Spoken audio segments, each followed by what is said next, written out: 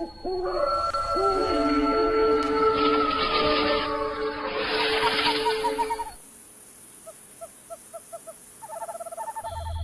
का समय था।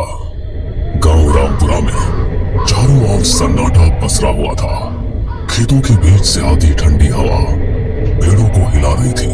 गांव के लोग जल्दी सो जाया करते थे, लेकिन उस रात कुछ अजीब था। गांव की औरतें अक्सर आपस में चर्चा करती थी कि पिछले कुछ हफ्तों से गांव में अजीब घटनाएं हो रही है। कहते हैं किसी ने गांव में टोटका किया है। चौपाल पर गांव वाले बैठे थे। लालटेन की मध्यम रोशनी में सबकी आंखों में डर साफ दिख रहा था। भाई, ये सब साधारण बीमारी नहीं है। ये किसी का किया कराया है। कोई टोटका कर रहा है हमारे गांव में। हाँ, कल रात मैंने खुद देखा था। पीपल के पेड़ के नीचे कोई औरत काले कपड़ों में कुछ बिखेर रही थी। अरे ये तो बड़ा अशुभ है। टोटके का असर पूरे गांव पर पड़ेगा। देखो भाइयों, टोटका बहुत खतरनाक होता है। इससे इंसान की आत्मा तक को बांध लिया जाता है। हमें ये पता लगाना होगा कि ये कौन कर रहा है। मैंने अभी भी देखा, काले सड़क के किनारे किसी ने मिट्टी में खून से बने गोले और नींबू रखे हैं। ये सुनते ही सबकी रूह कांप गई। गांव के एक कोने में गोविंद का घर था। गोविंद की पत्नी रीना कई दिनों से बीमार पड़ी थी। सुनो जी, मुझे लगता है कोई मेरे गले को पकड़ लेता है। मैं चीख नहीं पाती। अरे ये कैसा वहम पाल लिया है तुमने? मैं तो पास ही लेटा रहता हूँ। नहीं जी, ये वहम नहीं है। कल रात मैंने साफ देखा, कोई परछाई मेरे सिरहाने खड़ी थी और उसके हाथ में खोपड़ी थी। अगले दिन सुबह गांव के तालाब के पास बच्चे खेलने गए तो उन्होंने देखा कि किनारे पर कई नींबू, कोयले की राख और लाल धागों में बंधी हड्डियां पड़ी थी। बच्चों ने शोर मचाया और गांव के लोग इकट्ठा हो गए। अरे देखो, ये तो साफ टोटके की निशानी है। अरे अब तो कोई शक ही नहीं बचा। कोई हमारे गांव को बर्बाद करना चाहता है। आज रात मुझे पूजा करनी होगी, वरना इसका असर और बढ़ जाएगा। उस रात गांव के लोग डर से जल्दी जल्दी अपने घरों में बंद हो गए। अचानक हवा तेज चलने लगी। नीम और पीपल के पेड़ जोर जोर से हिलने लगे। बचाओ, कोई मुझे खींच रहा है। गोविंद ने उसे कसकर पकड़ लिया, लेकिन उसने देखा कि रीना का शरीर अपने आप दरवाजे की ओर खींच रहा है, जैसे कोई अदृश्य ताकत उसे घसीट रही हो। पंडित जी, कोई जल्दी आइए, रीना को बचाइए। गोविंद की चीख सुनकर आधी रात में गांव के कई लोग दौड़े आए। रीना जमीन पर तड़प रही थी। उसके हाथ पांव ऐंठ रहे थे, आंखें उलट चुकी थी। हे भगवान, ये औरत तो भूत प्रेत से ग्रसित लगती है। नहीं, ये सब उसी टोटके का असर है। पंडित तुरंत मंत्र पढ़ते हुए कमरे में आए। इसे कसकर पकड़ लो, किसी भी हालत में इसे बाहर मत जाने देना। गोविंद और दो गांव वालों ने रीना को कसकर पकड़ा। पंडित जी ने मंत्रोच्चारण शुरू किया। अचानक लालटेन की लौ जोर से कांपने लगी।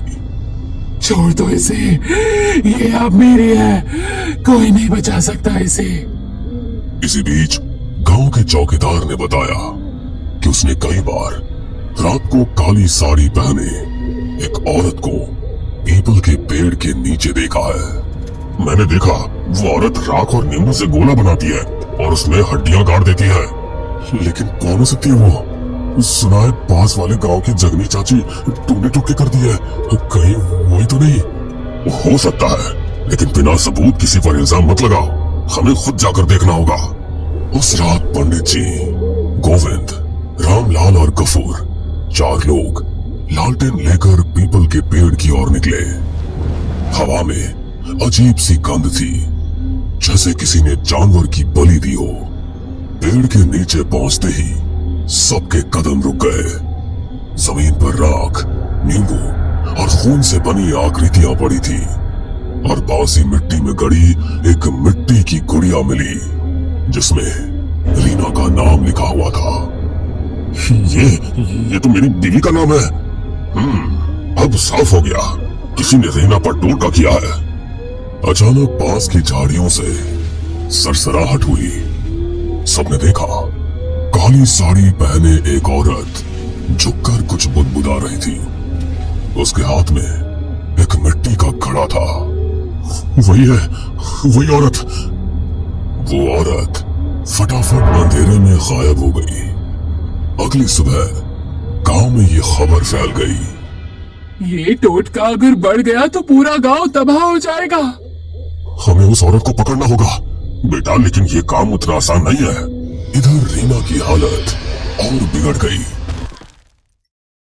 वो कई बार अपने आप घर से बाहर निकलने लगती, जैसे कोई अदृश्य ताकत उसे बुला रही हो। उस रात श्यामू ने बताया कि उसने तालाब किनारे उस औरत को देखा। उसकी हंसी सुनकर मेरी आत्मा कांप गई। वो बोली, रीना मेरी होगी, उसकी आत्मा मैं ले जाऊंगी। लोगों को अजीब परछाइयां दिखाई देने लगी थी। पंडित शंकर दयाल ने चौपाल पर सबको इकट्ठा करके कहा, सब लोग मेरी बात ध्यान से सुनो। इस गांव पर काले जादू का साया है। पर पंडित जी, हमें क्या करना होगा? हमें उस औरत को पकड़ना होगा जो टोटका कर रही है, लेकिन याद रखना, उसकी नजर से मिलते ही आदमी पागल भी हो सकता है। इधर रीना की हालत बहुत खराब हो गई। उसका शरीर दिन ब दिन कमजोर होता जा रहा था। उसके चेहरे पर अजीब किस्म के निशान उभरने लगे। कभी वो पागलों की तरह हंसती तो कभी जोर जोर से रोती। तुम सब नहीं बचा पाओगे मुझे, मैं तो उसी की हूँ, वो मुझे बुला रही है। गोविंद डर कर पीछे हट गया। हे भगवान, मेरी बीवी को बचा लो। उस रात चौकीदार ने फिर काली साड़ी वाली औरत को देखा। उसने तुरंत गांव वालों को खबर दी। पंडित जी, गोविंद, गफूर और रामलाल लालटेन लेकर उस ओर भागे। तालाब के किनारे चांदनी रात में वो औरत खड़ी थी। उसके हाथ में मिट्टी का घड़ा। वो अजीब मंत्र पढ़ रही थी। अरे पापिन, ये क्या कर रही है तू? औरत ने धीरे धीरे मुड़कर उनकी ओर देखा। उसकी आंखें लाल थी। उसके होठों से खून टपक रहा था। आ गए तुम सब। जिसे बचाना चाहते हो उसे तो मैं पहले ही बांध चुकी हूँ। अब कोई नहीं छुड़ा सकता। तू कौन है? तुम्हारी रीना, उसकी किस्मत मैंने लिख दी है। उसके जीवन की डोर अब मेरे हाथ में है। अपना नाम बता, वरना अग्नि देवता की सौगंध खाकर कहता हूँ, तुझे मैं यहीं जलाकर भस्म कर दूंगा। मेरा नाम जगनी है। हाँ, वही जगनी जिसका तुम सब ने तिरस्कार किया था। ये तो वही है।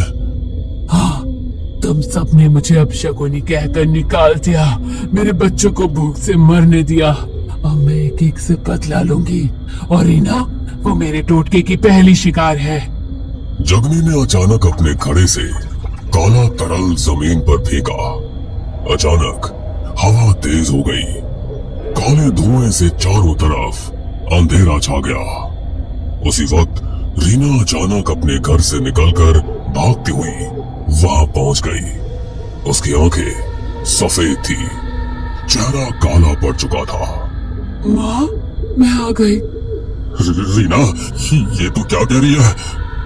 देखा, अब ये मेरी बेटी है। इसकी आत्मा मैंने अपने काले मंत्र से बांध ली है। पंडित जी, मेरी रीना को बचा लीजिए। आज ये निर्णायक रात है। या तो टोटका टूटेगा या फिर ये औरत रीना की आत्मा को लेकर चली जाएगी। रीना पागलों की तरह जगनी की ओर बढ़ रही थी। अरे दुष्टा, तेरे सारे टोटके मेरी मंत्र शक्ति के सामने टिक नहीं पाएंगे। उन्होंने हाथ में गंगा जल की शीशी उठाई और चारों ओर छिड़कने लगे। तू मुझे नहीं रोक पाएगा। जगनी ने अपना खून जमीन पर टपकाया। उसी पल काले धुएं से 3 काले साए निकलकर वहां घूमने लगे। उनकी आंखें अंगारों जैसी लाल थी। ये तो प्रेत है। पंडित जी, हमें बचाइए। मैं अब इंसान नहीं, मैं अब उसकी हूँ। रीना, रीना होश में आओ। मैं तुम्हारा पति हूँ। रीना ने अचानक उसे जमीन पर गिरा दिया। पंडित जी बचाइए! पंडित जी ने तुरंत अपने आसन पर बैठकर मंत्र का जाप शुरू कर दिया। जगनी चीखते हुए जमीन पर गिरने लगी। रुको, ये मंत्र मेरी आत्मा को जला देंगे। तूने निर्दोष आत्माओं को बांधा है, आज तेरी शक्ति यही खत्म होगी। उन्होंने गंगा जल रीना पर छिड़का। रीना जोर से चीखी और जमीन पर गिर पड़ी। उसके शरीर से धुएं का बादल निकला और सीधे जगनी के घड़े में समा गया। जगनी ने घड़े को पकड़ने की कोशिश की, लेकिन घड़ा अचानक फट गया और उसमें से आग की लपटें निकल पड़ी। नहीं, ये नहीं हो सकता। मेरी साधना, मेरी शक्ति सब खत्म हो रही है। वो जमीन पर तड़पने लगी। उसका शरीर राख की तरह काला पड़ गया। उसके शरीर से धुआं उठकर आकाश में विलीन हो गया।